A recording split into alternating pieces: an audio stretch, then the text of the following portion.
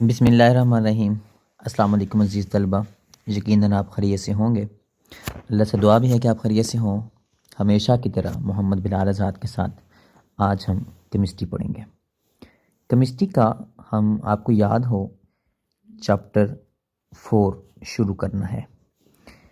जो चैप्टर 4 है ये 2 हिस्सों पर मुश्तमिल है। एक लिक्विड्स प्लस इसमें एक सॉलिड्स। पहला हिस्सा लिक्विड्स का है और इसकी फिर एक्सरसाइज है। इसमें जो हमने टॉपिक्स पढ़ने हैं आज हम उनको डिस्कस करेंगे। मतलब हम पहले लिक्विड्स का पोर्शन पढ़ने जा रहे हैं।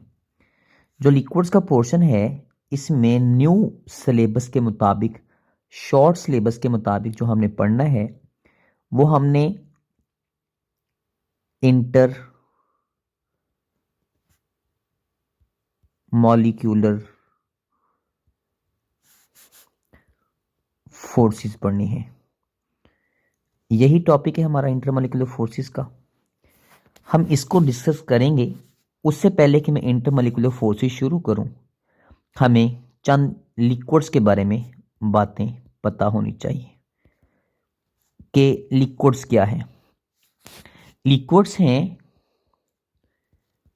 State of matter.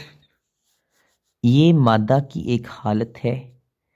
हालत, स्टेट मतलब फिजिकल स्टेट है। मतलब लिक्विड्स होते हैं, सॉलिड्स होते हैं, गैसेस होते हैं। लिक्विड्स क्या होते हैं? लिक्विड जो होते हैं ये found in narrow range of temperature. Narrow range of temperature, एक खास टेम्परेचर रेंज में लिक्विड्स पाए जाते हैं। क्यों? क्योंकि जब ठंडा करेंगे चीज़ को तो वो चीज़ जम के करीब करीब मॉलिक्यूल्स आएंगे तो फिजिकल स्टेट क्या बन जाएगी? सॉलिड बन जाएगी। और अगर मॉलिक्यूल बहुत दूर जाएंगे तो वो क्या बन जाएगी? गैस बन जाएगी। लेकिन इसमें मॉलिक्यूल ना तो बहुत ज़्यादा आपस में कॉम्पैक्टली, मजबूती से बहुत ज़्यादा क्लोजली पैक हैं, बल्कि इंटरमीडिएट, दरमियानी। तो ये लिक्विड्स हैं। लिक्विड्स फिजिकल स्टेट है किसकी? मैटर की। अब जो लिक्विड्स हैं ये मैंने आपको इनके बारे में बता दिया कि ये नैरो रेंज ऑफ टेम्परेचर में पाए जाते हैं। लिक्विड्स के अंदर इंटरमॉलिक्यूलर फोर्स, लिक्विड्स के जो मॉलिक्यूल होते हैं उनके दरमियान में जो कशिश की फोर्स है वो दरमियानी होती है। इंटरमीडिएट होती है। इंटरमीडिएट दरमियानी होती है। किसके दरमियानी होती है? गैस और सॉलिड। मतलब सॉलिड में इंटरमॉलिक्यूलर फोर्स बहुत हाई होती है और गैस में इंटरमॉलिक्यूलर फोर्स बहुत कम होती है। तो जो दरमियानी हो वो कौन से होते हैं? वो इंटरमॉलिक्यूलर फोर्सेस वाले लिक्विड्स होते हैं। आइए हम लिक्विड्स के बारे में, इनकी इंटरमॉलिक्यूलर फोर्सेस को डिस्कस करते हैं कि इंटरमॉलिक्यूलर फोर्सेस होती क्या है। तो बोर्ड के हवाले से एक नैरो रेंज ऑफ टेम्परेचर, हमने एक एमसीक्यू आपने ये याद रखना है और उसके बाद आपने ये शॉर्ट क्वेश्चन याद रखना है। शॉर्ट क्वेश्चन ये है कि इंटरमॉलिक्यूलर फोर्सेस और इंट्रा मॉलिक्यूलर फोर्सेस में क्या फर्क होता है। सबसे पहले हम पढ़ते हैं इंट्रा मॉलिक्यूलर फोर्स। फर्ज करें ये मेरे पास एक HCl है, एक HCl है। ये जो फोर्स है ये इंट्रा मीन मॉलिक्यूल के विदिन, अंदर एक ही मालिक्यूल है ये HCl, इसके अंदर की जो फोर्स है ये वाली फोर्स कशिश की फोर्स है, मतलब the force which holds atoms together. Atoms, ये एक एटम है, ये एक एटम है, इसने इनको आपस में जोड़ दिया है। एटम्स टुगेदर, जो एटम्स को टुगेदर जोड़ती है with in a molecule, with in a molecule, एक मॉलिक्यूल के अंदर। This is called intra molecular force. ये जो मॉलिक्यूलर फोर्स होती है, ये इंट्रा मॉलिक्यूलर फोर्स, इसका हमें क्या फायदा होता है? ये एक स्ट्रोंगर फोर्स है, स्ट्रोंगर फोर्स है, मजबूत फोर्स है। जो केमिकल प्रॉपर्टीज होती हैं, chemical properties of molecules, molecules की केमिकल खूबियां वो इसी पे डिपेंड करती हैं, depend upon intra molecular force, molecule के अंदर की फोर्स। ये असल में बॉन्ड ही होता है, ये असल में तो बॉन्ड ही होता है।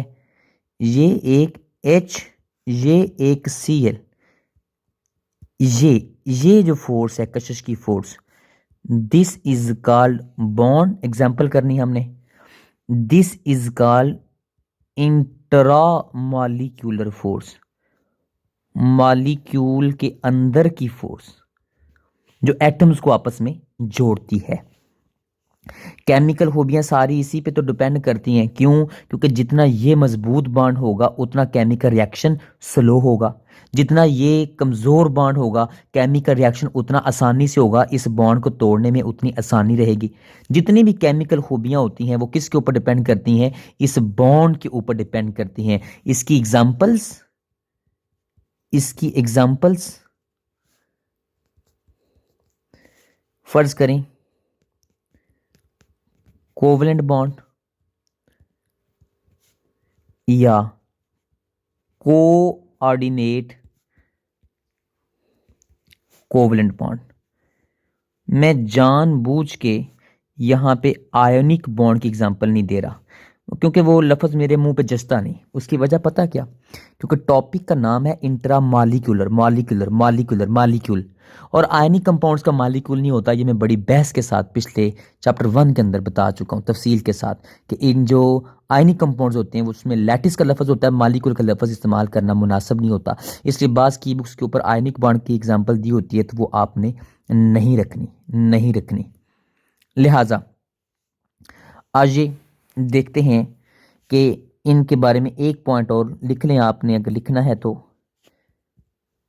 These forces are denoted by straight line.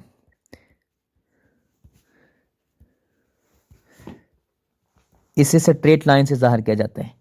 ये H है, ये Cl है, ये वाली स्ट्रेट लाइन से जाहिर किया जाता है, इस तरीके से जाहिर किया जाता है। आज ही हम अब इंटर मॉलिक्यूलर फोर्स पढ़ेंगे।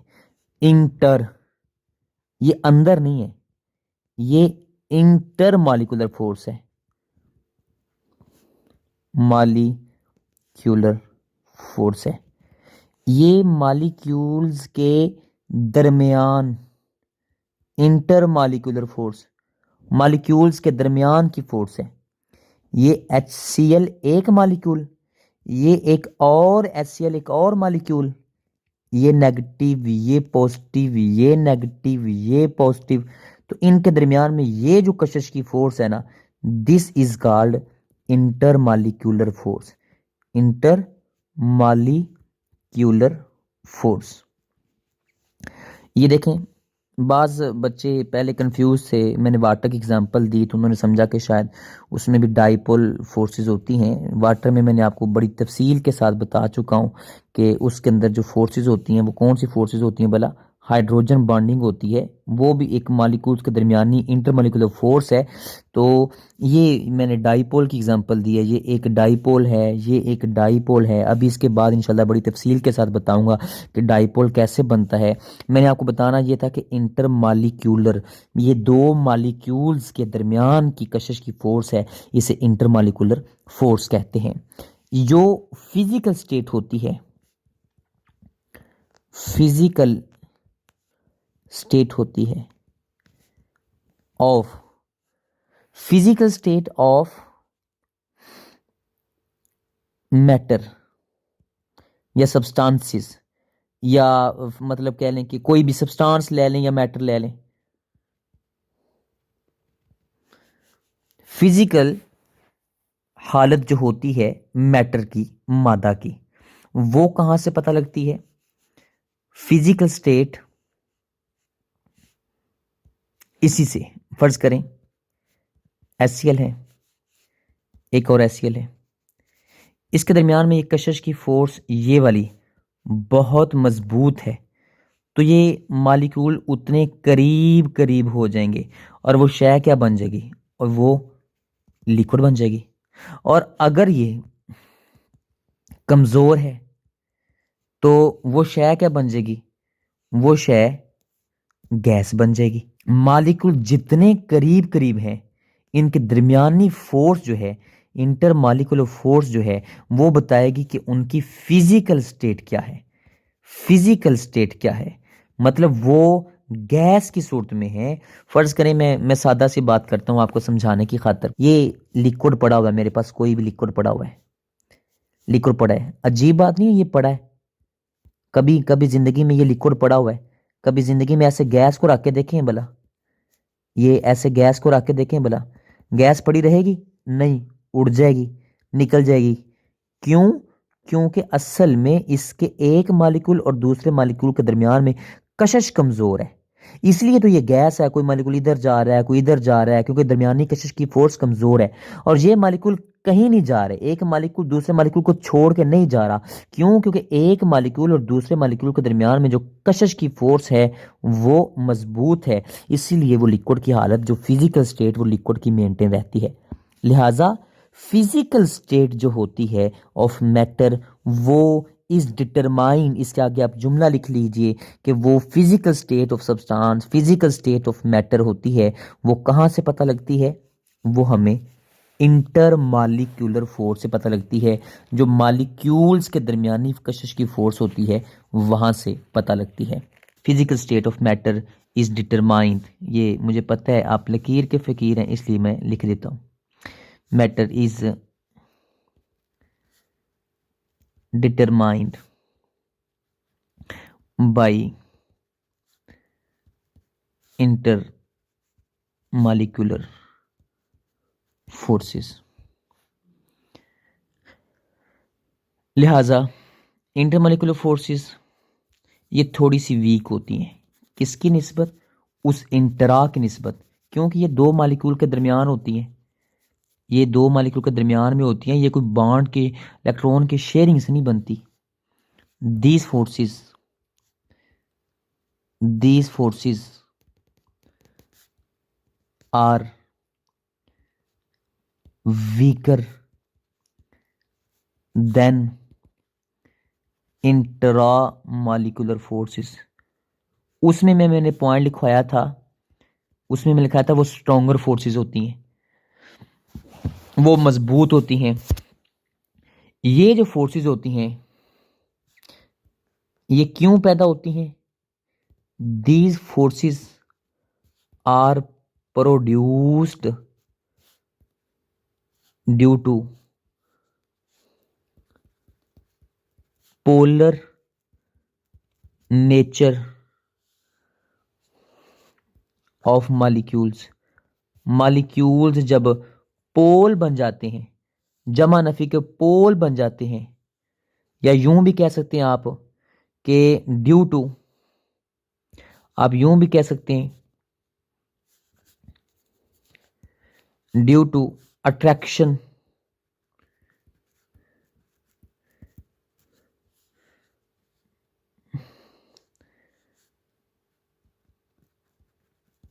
विच इज, कौन सी अट्रैक्शन जो इस वजह से पैदा होती है, which is caused by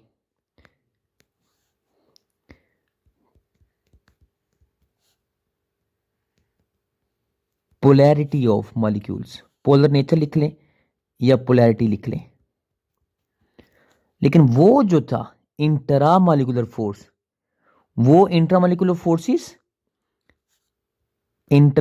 forces are produced, वो जो थी पहले वाली बॉन्ड जो थे due to sharing of electrons, sharing of electrons, वो तो इलेक्ट्रॉन, ये आप उसके अंदर एक पॉइंट का इजाफा कर लें कि वो तो इलेक्ट्रॉन शेयर करने से बनती थी। बॉन्ड जो होता है वो तो इलेक्ट्रॉन शेयर करने से बनता है, इलेक्ट्रॉन शेयर करने से बनता है। लेकिन ये क्यों बनती हैं, ये अभी अभी मैंने बताया कि असल में पोलर नेचर की वजह से बनती हैं।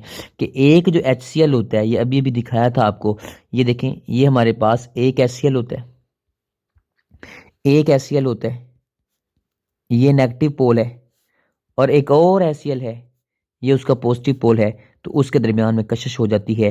तो ये एक मॉलिक्यूल, ये एक मॉलिक्यूल, तो इसलिए इसका नाम क्या हुआ, इंटरमॉलिक्यूलर फोर्स। लिहाजा हमने डिफरेंशिएट किया है, शॉर्ट क्वेश्चन आपने याद करना है, differentiate between the intramolecular forces and intermolecular forces. इसके बाद हम एक और क्वेश्चन पढ़ेंगे जो हमारे पास, सबसे पहले आपने बात याद रखनी है कि जो शॉर्ट क्वेश्चन है इंटरमॉलिक्यूलर फोर्सेस हमारा क्योंकि मेन टॉपिक है, तो इंटरमॉलिक्यूलर फोर्सेस के बारे में बात करते हैं।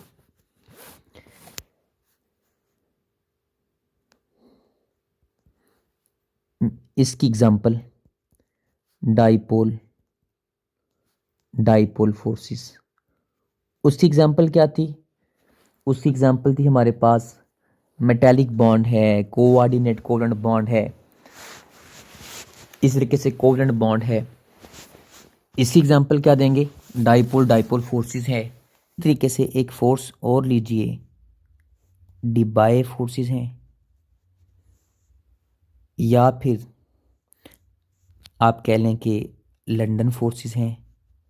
ये इसकी एग्जांपल्स हैं और अभी हमने इन्हीं को पढ़ना है, वन बाय वन पढ़ते हैं। आज ये डाइपोल, डाइपोल फोर्सेस पढ़ते हैं, डाइपोल फोर्सेस पढ़ेंगे। जो डाइपोल, डाइपोल फोर्सेस हैं, ये सबसे पहले इसकी डेफिनेशन पढ़ते हैं। उससे पहले कि मैं डेफिनेशन लिखूं, मैं पहले हल्का सा समझा देता हूं कि ये फ़र्ज़ करें एक HCl है, ये नेगेटिव एंड ये पॉजिटिव एंड, तो ये एक क्या बन गया, डाइपोल।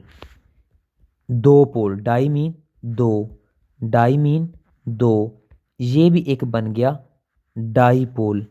अब दो डाइपोल, एक तरफ नेगेटिव एंड है और दूसरी तरफ क्या है, पॉजिटिव एंड, इस फोर्स का नाम क्या होगा, डाइपोल, डाइपोल फोर्स। इसकी डेफिनेशन फिर क्या बनी, फोर्स है किसकी, कशिश की, force of attraction between positive end of one molecule, bracket में आपने डाइपोल का लफ्ज जरूर लिखना है, एंड इसके बगैर मैंने डेफिनेशन आपकी एक्सेप्ट नहीं करनी, एंड नेगेटिव एंड ऑफ, जो डेफिनेशन मैं खुद लिख दूं मतलब वो ही करनी है, बुक वाली नहीं करनी, किसी भी की बुक से नहीं करनी, and negative end of other molecule. इसके आगे भी ब्रैकेट में डाइपोल का लफ्ज लिखना है, is called dipole, dipole force, इसे डाइपोल डाइपोल फोर्स कहते हैं। ये मैंने आपको अभी भी समझाया कि डाइपोल है क्या, डाइपोल होता क्या है। इसके बाद आपने डाइपोल की डेफिनेशन लिखनी है। ये डिफरेंस है, difference of charge on atoms of one molecule. कौन सा डिफरेंस जो प्रोड्यूस हुआ है due to electronegativity difference, electronegativity difference, electronegativity difference.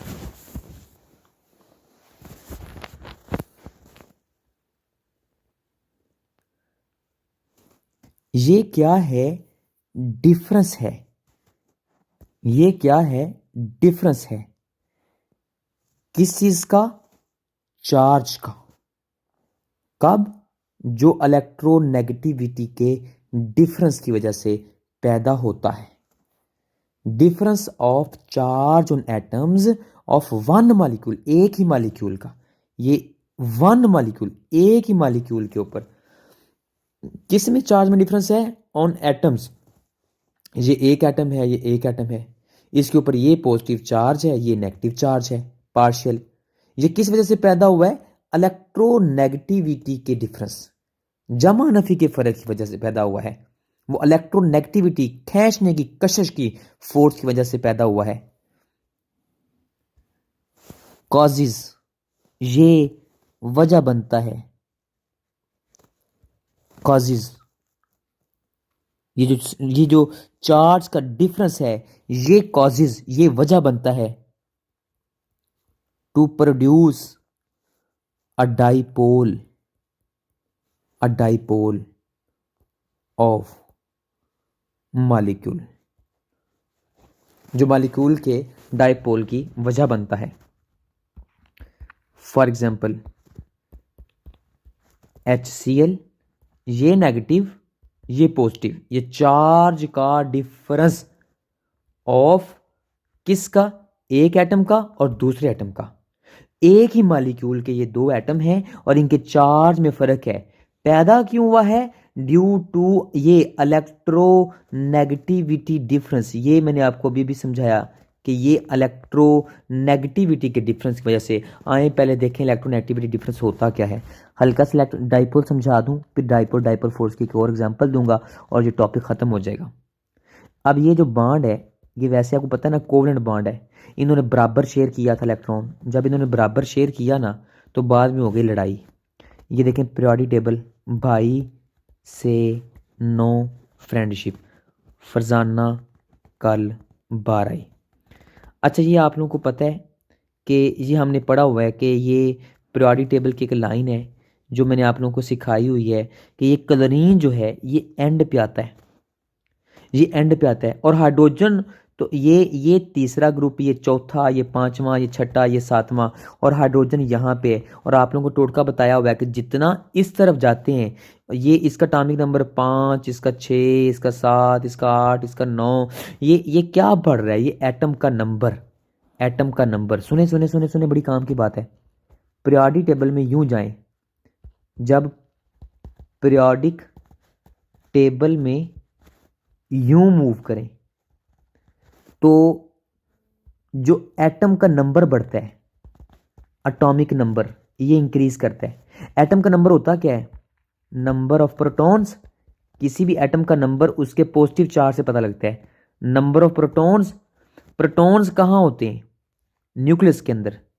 Nucleus के अंदर मतलब ये न्यूक्लियस का चार्ज, न्यूक्लियर चार्ज इंक्रीज होता है। सुनो सुनो सुनो सुनो, पीरियोडिक टेबल में जितना इस तरफ जाऊंगा, इस तरफ जाऊंगा, एटम का नंबर बढ़ रहा है। एटम के नंबर बढ़ने का मतलब क्या है? Number of protons, number of protons, number of protons. Protons का मतलब क्या है? कि न्यूक्लियस का चार्ज, मतलब जमा का चार्ज, ये वाला जमा का चार्ज। अब ये जो जमा का चार्ज जितना ज्यादा होगा, इसकी इलेक्ट्रॉन्स को खींचने की ताकत ज्यादा होगी, इलेक्ट्रॉन्स को खींचने की ताकत ज्यादा होगी। मतलब इसके नीचे मैं एक पॉइंट लिख देता हूं। क्या पॉइंट लिख देता हूं? कि उसकी उतनी ज्यादा इलेक्ट्रो नेगेटिविटी इंक्रीज हो जाएगी, इलेक्ट्रो नेगेटिविटी इंक्रीज हो जाएगी। ये इस साइन का मतलब है इंक्रीज हो जाएगी। क्या मतलब? कि जब पीरियोडिक टेबल में इस तरफ जाएं तो फरजाना कल बार आई, इसके पास 17 प्रोटॉन है, हाइड्रोजन की निस्बत इसकी खींचने की ताकत ज़्यादा है। लिहाजा HCl के अंदर जब इन्होंने इलेक्ट्रॉन बराबर शेयर किया था, बाद में इस क्लोरीन के न्यूक्लियस में ताकत ज़्यादा थी, इसके इलेक्ट्रोनेगेटिविटी ज़्यादा थी, इलेक्ट्रोनेगेटिविटी ज़्यादा थी। ये एंड पे आता है, इसकी इलेक्ट्रोनेगेटिविटी ज़्यादा थी। इलेक्ट्रोनेगेटिविटी का मतलब इसके न्यूक्लियस का चार्ज ज़्यादा, मतलब इसके प्रोटॉन ज़्यादा, मतलब इसकी कशिश ज़्यादा, कशिश ज़्यादा। इलेक्ट्रोनेगेटिविटी क्या होती है? इलेक्ट्रोनेगेटिविटी होती है, सुने सुने डेफिनेशन सुने, इलेक्ट्रोनेगेटिविटी की डेफिनेशन होती है कि ये जो इलेक्ट्रॉन पेयर शेयर किया है, इसको खींचने की ताकत। डेफिनेशन लिख लें कि the ability to attract the shared pair of electron, the ability to attract the shared pair, ये शेयर्ड पेयर जो जोड़ा शेयर किया था, उसको खींचने की ताकत is called electronegative. Negative negative negative होता है खींचने वाला, इलेक्ट्रोनेगेटिविटी। लिहाजा इसकी खींचने की ताकत ज्यादा, ये इलेक्ट्रॉन का पेयर अपने करीब खींच लेगा। और जब इलेक्ट्रॉन का पेयर अपने करीब खींच लेगा ना, तो लिहाजा ये इलेक्ट्रॉन का पेयर यहाँ पे इसके करीब ज्यादा होगा और इससे दूर चला जाएगा, जिसकी वजह से इसके ऊपर नेगेटिव चार्ज आ जाएगा। और इस इलेक्ट्रॉन दूर चला गया तो इसका पॉजिटिव चार्ज हावी हो जाएगा और ये क्या बन जाएगा? एक डाइपोल। और जब एक डाइपोल बनेगा, ये HCl का एक डाइपोल, एक और HCl का डाइपोल, ये नेगेटिव ये पॉजिटिव, ये नेगेटिव ये पॉजिटिव, लिहाजा ये भी डाइपोल ये भी डाइपोल, इसका नेगेटिव उसका पॉजिटिव, तो इनके दरमियान में जो कशिश की फोर्स होगी, this is called dipole, dipole force. इसे डाइपोल डाइपोल फोर्स कहते हैं। इसके बारे में की सॉम ने बताया था, की सॉम ने बताया था, इसके बारे में की सॉम ने बताया था। ये उस बंदे का नाम है, इन्हें डाइपोल डाइपोल फोर्सेस कहते हैं। डाइपोल की डेफिनेशन भी करनी है। एक HCl की एग्जांपल दे लीजिए, एक और एग्जांपल आप क्लोरोफॉर्म की दे लीजिए। फर्ज करें ये एक CH है, इसके पीछे ये CH है, इसके पीछे Cl3 लगा है, Cl3 लगा है। ये आपने याद रखना है कि CH-Cl3 में कौन सी फोर्सेस होती हैं। ये एक Cl है, ये CH, ये मेरे पास CH, इसके पीछे Cl3, ये Cl3। अब ये जो Cl ये नेगेटिव, ये हाइड्रोजन पॉजिटिव। अब ये जो हाइड्रोजन है ये पॉजिटिव, ये Cl नेगेटिव। ये 3 Cl जो है ना, 3 Cl ये इतने ताकतवर होते हैं, इतने जोर से इलेक्ट्रॉन खींचते हैं कि हाइड्रोजन का इलेक्ट्रॉन इसके कार्बन के करीब चला जाता है। जब ये कार्बन के करीब चला जाता है तो फिर उससे ये जोर लगाते हैं, तो जिस वजह से जब ये हाइड्रोजन से इलेक्ट्रॉन दूर जाता है ना, तो इस हाइड्रोजन के ऊपर चार्ज आ जाता है। कौन सा? ये वाला पॉजिटिव। ये जब पॉजिटिव चार्ज आ जाता है, इसके घर का ये नेगेटिव चार्ज। अब ये देखें, ये मेरे पास एक पूरा जमा नफी का डाइपोल और ये भी जमा नफी का डाइपोल, तो इनके दरमियान में जो कशिश की फोर्स होती है, ये कशिश की फोर्स, ये वाली, ये जो कशिश की फोर्स है, इस फोर्स का नाम क्या होगा? Dipole dipole forces. ये 2 एग्जांपल्स आपने याद रखनी है। और इसके बाद आपने 2 बातें और याद रखनी है कि डाइपोल डाइपोल फोर्सेस के बारे में जो बड़ा ही ज़रूरी पॉइंट है, वो आपने ये याद रखना है। ये इंतहाई इंपॉर्टेंट MCQ भी है और इंतहाई ज़रूरी पॉइंट भी है कि करीबन dipole dipole forces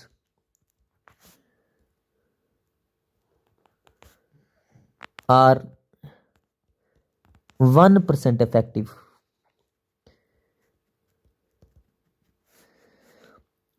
as compared to covalent bond. Covalent bond की निस्बत, मतलब इतनी कोई ताकतवर फोर्स नहीं है। कोवलेंट बॉन्ड तो बहुत ताकतवर होता है ना, वो तो इलेक्ट्रॉन के शेयर करने से बना है। ये वाला, ये वाला, ये कोवलेंट बॉन्ड है, ये वाला। ये अभी अभी मैंने थोड़ी देर पहले बताया कि ये कोवलेंट बॉन्ड का लफ्ज़ लिख लूँ, फिर मैं बताता हूँ कि ये एक HCl है और ये एक HCl है। और ये मेरे पास जब HCl के दरमियान का ये जो बॉन्ड है, ये कौन सा बॉन्ड है? कोवलेंट बॉन्ड, जो इलेक्ट्रॉन के शेयर करने से बना है, इलेक्ट्रॉन के शेयर करने से बना है। लेकिन ये जो डाइपोल डाइपोल फोर्स है, ये तो इतनी ताकतवर नहीं है ना, इतनी ताकतवर नहीं है ना। क्यों? क्योंकि ये तो सिर्फ इसके पॉजिटिव एंड और इसके नेगेटिव एंड की वजह से बना है। मतलब ये कोई कशिश में इलेक्ट्रॉन थोड़ा ना शेयर हुए हैं, ये तो सिर्फ इसके ऊपर चार्ज था पार्शियल नेगेटिव, इसके ऊपर चार्ज था पार्शियल पॉजिटिव, इसलिए ये डाइपोल था एक, ये डाइपोल था, ये भी डाइपोल था, तो दरमियान में ये कशिश कायम हो गई। जब दरमियान में ये कशिश कायम होगी तो ये डाइपोल फोर्स उतनी ताकतवर तो नहीं ना होगी जितना ये वाला फोर्स है। ये तो पूरा कोवलेंट बॉन्ड है ना, ये तो पूरा कोवलेंट बॉन्ड है ना, ये तो बड़ा मजबूत बॉन्ड है। और ये जो डाइपोल फोर्स है ये तो सिर्फ पोलर नेचर की वजह से कायम हुई है, ये सिर्फ 1% इफेक्टिव है। लिहाजा एक पॉइंट और, कि जो thermodynamic properties depend upon these forces, जितना ये एक चीज है उसके मालिक्यूल के दरमियान में ये जो कशिश की फोर्स ताकतवर होगी, बड़ी मजबूती जुड़ी होगी, उसको उबालने में उतने ज़्यादा टेम्परेचर देना पड़ेगा। मतलब उतना उसका बॉइलिंग पॉइंट, उसका मेल्टिंग पॉइंट, और उसको वेपराइजेशन करने की heat, enthalpy of vaporization, enthalpy of sublimation, जितनी भी एंथैल्पीज होंगी हीट के, जितने भी मामलात हैं, थर्म मीन हीट, जितने भी हीट के मामलात हैं, वो सारी की सारी खूबियाँ किसके ऊपर डिपेंड करती हैं? इन्हीं फोर्सेस के ऊपर डिपेंड करती हैं। लिहाजा ये एक और पॉइंट जो अभी थोड़ी देर पहले भी लिखवाया था कि दीज फोर्सेस आर, ये जो फोर्सेस हैं ये क्यों पैदा होती हैं? दीज फोर्सेस, ये मैं पहले लिखवा चुका हूं। Forces are produced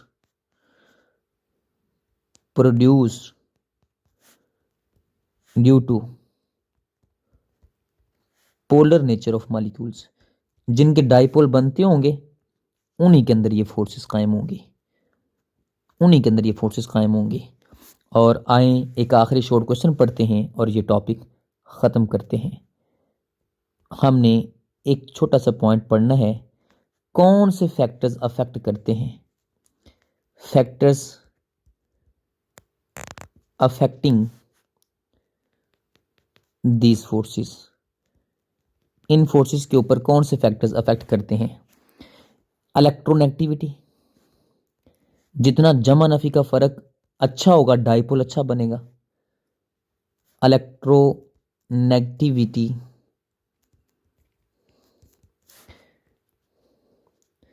difference of atoms in a dipole, एक डाइपोल के अंदर ये जितना अच्छा, ये HCl है, जितना अच्छा इन दोनों के दरमियान में फ़र्क होगा, जितना अच्छा डाइपोल बनेगा, इसका नेगेटिव एंड उतना अच्छा होगा, उतनी ही अच्छी ताकतवर फोर्स ये अगले घर के H पॉजिटिव के साथ लगाएगा।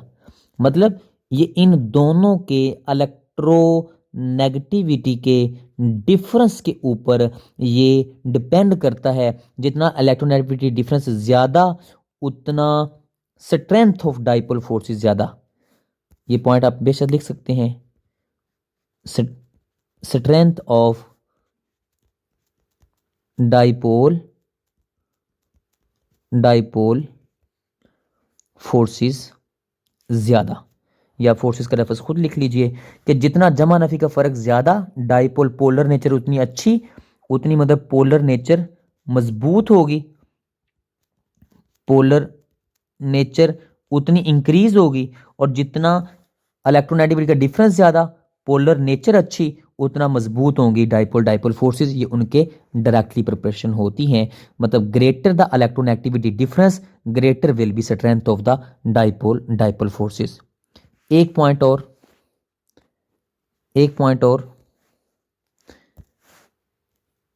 कौन सा फैक्टर है जो अफेक्ट करता है इंटर मॉलिक्यूलर डिस्टेंस। अब एक H और एक Cl के दरमियान में अगर फर्क बहुत बड़ा है, मैं यहां कार्बन कर दूं, साइज बड़ा हो जाएगा और बड़ा हो जाएगा, तो ये जब उसका साइज बड़ा होगा वो फर्क और बड़ा हो जाएगा। तो जितना एक एटम और दूसरे एटम के दरमियान में ये फासला ज्यादा होगा उतना बांड कमजोर होता जाएगा, पोलर नेचर खराब होती जाएगी, उतनी फोर्सेस कमजोर होती जाएंगी। क्या मतलब, ये देखें, ये एक एटम है, अब ये एक एटम है, ये ग्रेटर डिस्टेंस उतना पोल नहीं हावी होगा। ये बहुत फर्क हो गया, जितना करीब होगा उतनी पोलर नेचर हावी होगी, इसके नेगेटिव और उस पॉजिटिव के दरमियान में जो पोलर नेचर का जो फर्क होगा वो उतना वाजे होगा।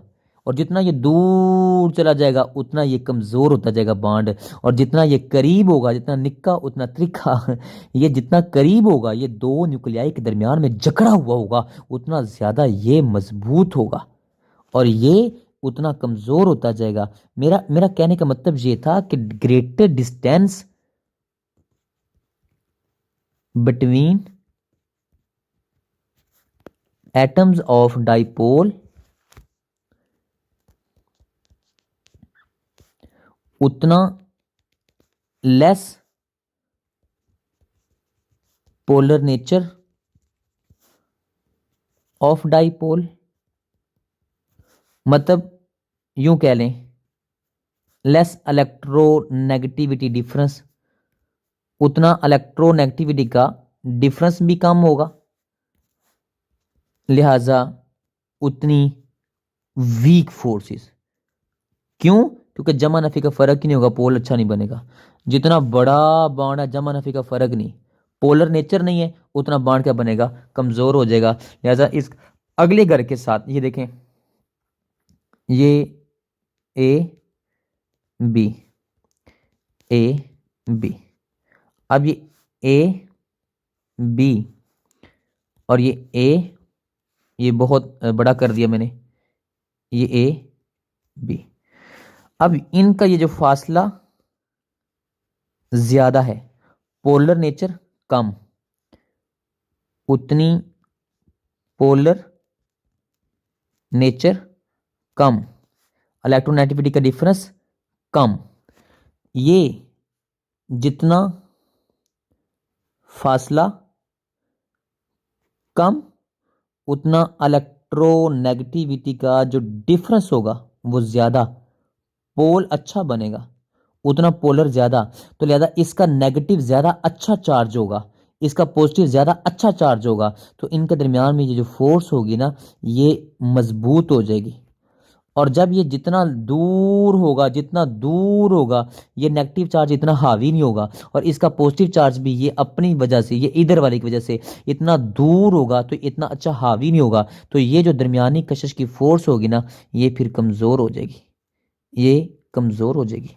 लिहाजा greater distance will be affect, किसको अफेक्ट करेगी, लेस पोलर नेचर को, उसकी पोलर नेचर कम हो जाएगी, लेस पार्शियल चार्जेस, लिहाजा लेस पार्शियल चार्जेस, लिहाजा उस वजह से जो डाइपोल फोर्स है वो ये इधर वाली जो फोर्स, ये वाली फोर्स उतनी कमज़ोर होती जाएगी। क्यों? क्योंकि ये जो नेगेटिव चार्ज इतना हावी नहीं हुआ। क्यों हावी नहीं हुआ? क्योंकि ये जो डिस्टेंस है ये बहुत ज़्यादा है, ये इसका आपस का जो फ़र्क है, ये जो जमा नफ़ी का फ़र्क है, ये वाला जमा और ये वाला जो नफ़ी है ये वाला, ये आपस में फ़र्क इतना ज़्यादा वाज़े नहीं हुआ, ये नेगेटिव चार्ज हावी नहीं हुआ, इसका पॉजिटिव चार्ज हावी नहीं हुआ, तो दरमियानी जो कशिश होगी वो भी कमज़ोर हो जाएगी। और इसी के साथ आप अपना बहुत सा ख्याल रखिए। इंशाल्लाह इसके अगले लेक्चर में दोबारा बात होगी। अल्लाह हाफिज़, फ़ी अमानिल्लाह।